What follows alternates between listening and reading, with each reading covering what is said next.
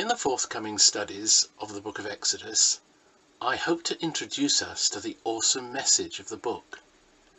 Each section of the story will be accompanied by a short explanation, usually no more than 3 minutes, and followed by questions where the video can be stopped, and we invite ourselves to ask how the passage applies to us and to our own situations.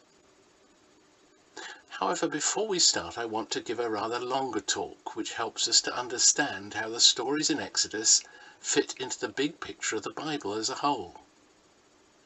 I hope this will enrich our studies together and excite us as to what we may discover as we read through the book. Every nation and people of the world have great and exciting stories of the exploits of their founders and ancestors. In ancient books and around campfires, these stories are told and retold. Stories to captivate the listeners with tales of great battles, dramatic interventions by the gods, the conquest of good over evil, and the victory of one man or a small group, usually over overwhelming opposition. Few stories, however, can have aroused such interest as the true stories of the book of Exodus. Children are entranced by the story of Moses' birth, the 10 plagues and the journey through the Red Sea.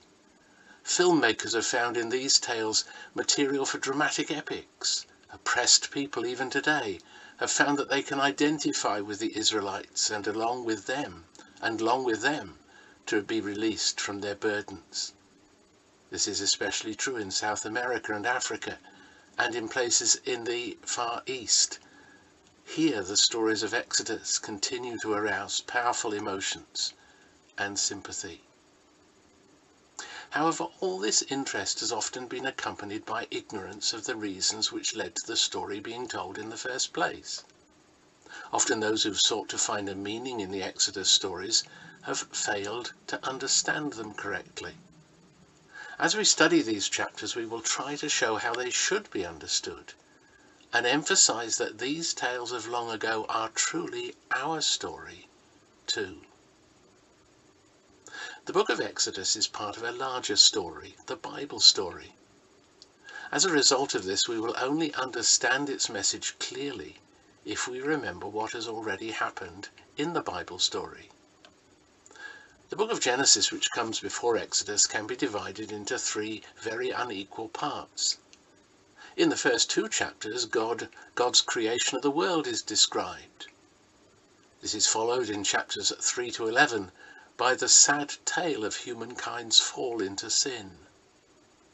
The remainder of the book is one in which God takes one person and his descendants and promises that through them he will bring salvation into his world and restore the mess into which the world has fallen. So as we understand Genesis better, we will be able to enjoy reading Exodus even more. So in greater detail, the first 2 chapters of Genesis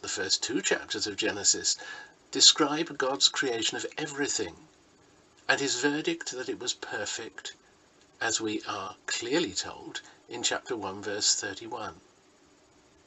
We're then told that God placed the first man and his wife Adam and Eve in the most delightful part of that perfect world. There they were able to enjoy without any hindrance both God himself and the entire created world.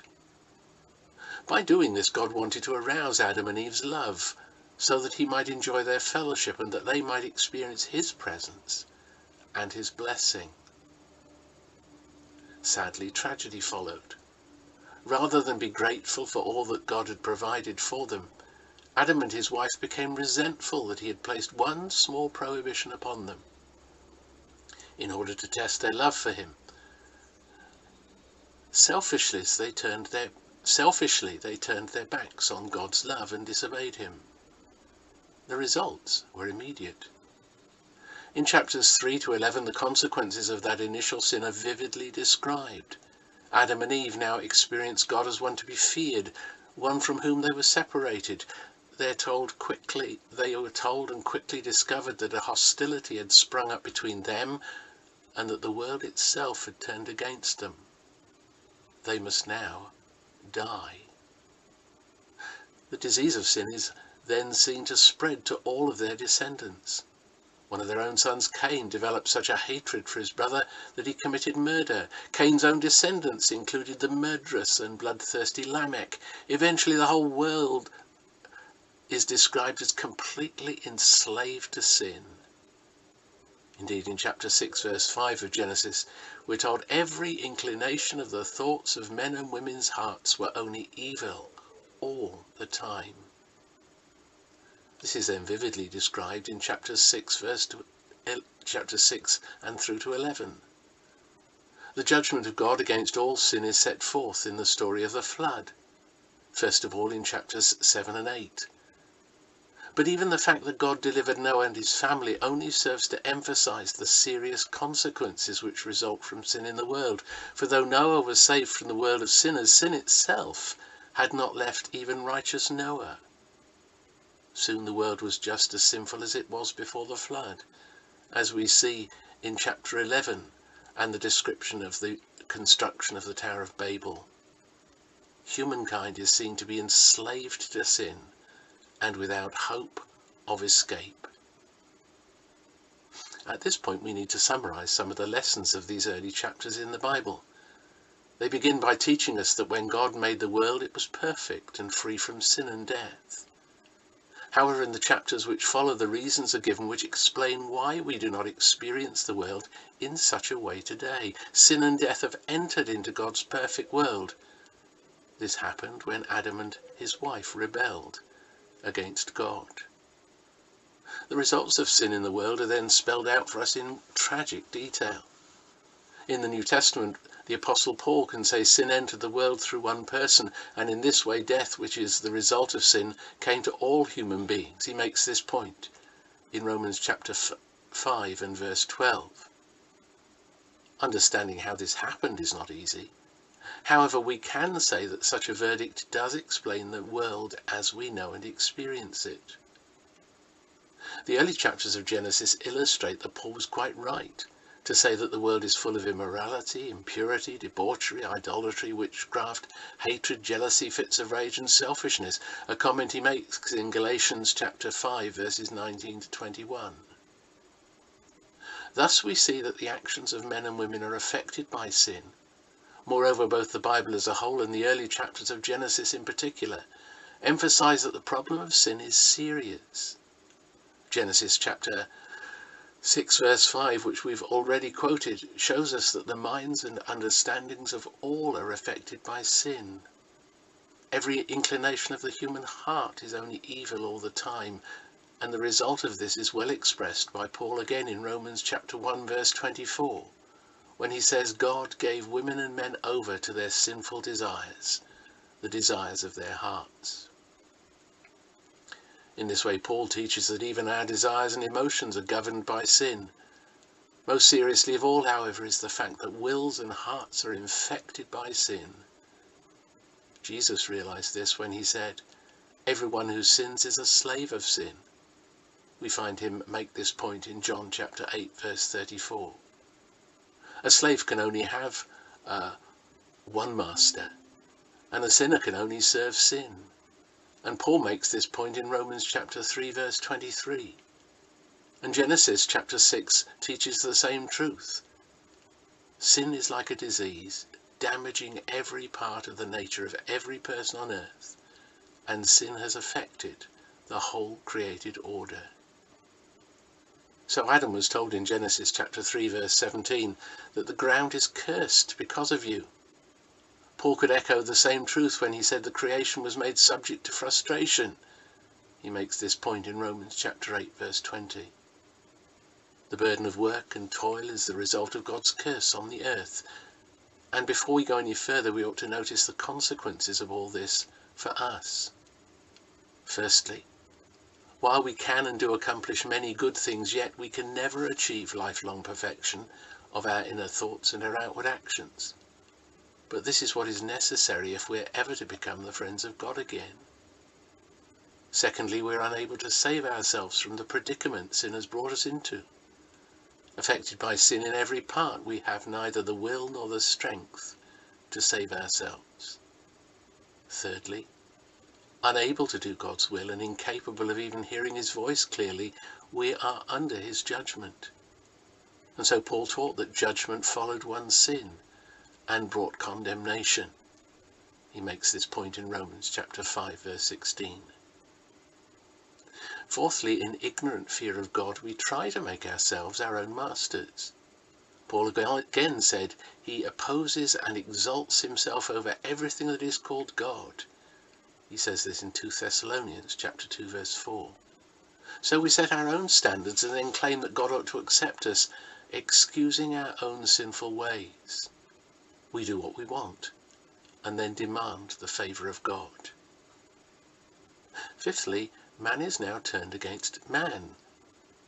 The world is full of conflict, exploitation and misunderstanding, which sours even the best of relationships. Thus when Adam turned against Eve and Cain against Abel, they were only the first of all the quarrelling people in the world.